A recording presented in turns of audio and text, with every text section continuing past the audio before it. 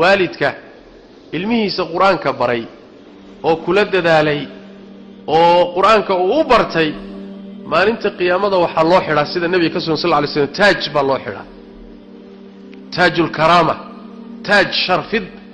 sharafid baa loo xiraa markaas wuxuu leeyahay rabbiyow kan xagee buu iiga yimid maba shaqaysanin markaas waxa lagu leeyahay ilmahaagii quraanka aad bartay sababtiisa aad ku heshay طيب اسكول باد كيسي ما تاج باد كوهل تاج الكرامه ميا لوغو غادا معناها هذو ما عروتين يعني اسكولada la geynino wax la barin ma laakiin macnuhu waxa weeye wixii ka horeeyay ka mudnaaba quraanka kariimka asagi marka hadii la gacan bidixeeyo maxaa ilaahay laga sugi tabaaraka wa taala quraanka xifdigiisa inaga waaweyn iyo caruurteena dhamaan waa inaan ku dadaalo quraanka barashadiisa ruuxu markuu quraanka kariimka xifdiyo xadiisu Aisha radhiyallahu ta'ala anha waxay tilmaamaysaa نبينا يقول صلوات ربي وسلام عليه مثل الذي يقرأ القرآن وهو حافظ له روح قرآن كأخرية استقع حفظ سن مع السفرة الكرام البررة ملائكة قيب كم يذو لتشيرن كذا بني آدم كي وارنا فيب ملائك وحقرته وملائك شرف بدنه وباريين إلهي تعليه ملائك تاسو لتشيره قرآنكي بو برتي وأخريا وأنا حفظيسين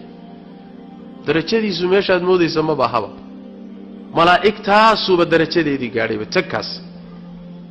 ومثل الذي يقرأ وهو يتعاهده روح قرآنك أخريا أساقو أو اسكو ديهايا قرفاضيا يا كعنايا كان وهو عليه شديد قرآنك أخرينتي سنة أي كو أذكتاي فله أجران بنبي صلى الله عليه وسلم لبا أجر بوليه لبا أجر بوليه تدال كانوا بحينا رفات كان قرآنك كعي أو اسكو دي أو كعل علي لبا أجر باتكم مضانيس لكن ميتك قرآنك سيفي حنو يقال ماهر كي حافظك كاسي يساقوا ملائكة اللي تشيرن كيدا ويب سمارت ميل سرا لغو قادا وواح قالوا لغو قادي كرؤوسن شيرين سيدا استرادي دولا ليال أين قرآنك كريم كاكود دالو حديث أنس بن مالك حديث كاهر وحوري بخاري مسلم حديث أنس بن مالك بايساقنا معناها كو إيمانية رسول كو صلى الله عليه وسلم إن لله أهلين من الناس تدك قرآنك أهلك أؤع برتي فهمي كدقمي كواسا إلهي إهل كيسيا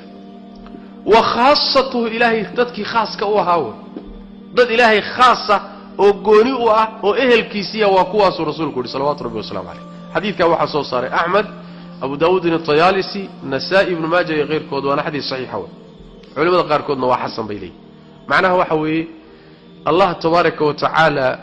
يعني إضافة إلهي لو إذا فيدتكاس waxay ka dhiganta waa sharaf waa baytullaahi oo kale way kacbada leeyahay baytullah ilaahi baytkiisi waa sharaf yani ahlullah waa sharaf ay dadka la dheerihiin sidaas daraadeed waxaynu sharaf iyo qiimo ku yeelano quraanka ugu muhiimsan quraanka barashadiisa aynu ku dadaalno xifdigiisa aynu ku dadaalno waqti aynu galino waqtiyo fara badan oo maala yaani naga baxaya jira hadii aad xifdin kartana inaad xifdido hadii kalena inaad si fiican kitaabka uga barato arabka hagaajiso waa arin laga maarmaan way taasi waa xifdinta iyo qiimaha ay leedahay qur'ani fi qalbi dawman yaghmuruni min fayd diya ayatul mawla tadfa'uni nahwa al-'alya والكون الواسع في صدري أحضنه أرضا وسماء يا ربي قد نلت منايا وبختم كتابك أرقى